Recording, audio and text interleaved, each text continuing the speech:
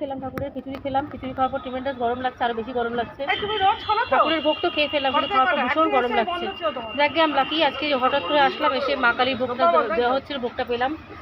বিভৎস গরম লাগছে। গরমের মধ্যে আমি বলছি, ইনফ্যাক্ট আমি আর দিদিভাই দুজনে বেরিয়েছি আজকে। বেরিয়ে কালী মন্দিরে এসেছিলাম, এসে দেখলাম ঠাকুরের ভোগ দিচ্ছে, সেখানে ভোগ খেলাম। খেয়ে একটু ঠাকুরের জামা কাপড় কিনতে এসেছি। শাড়ি ছিল না, মেয়েদের শাড়ি এরকম হয় না আজকাল, ছোট্ট মা কালী মা দুর্গা এই সাইজে, এই সাইজে ঘরের ঠাকুর ব্লাউজ আছে কই?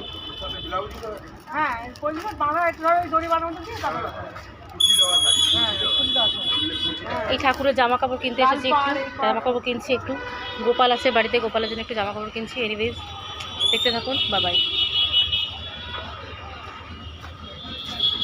গরম লাগছে তো খিচুড়ি খেয়ে? দুজনে খিচুড়ি খেয়েছি, ঠাকুরের ভোগ খেয়েছি, খেয়ে প্রচণ্ড গরম লাগছে।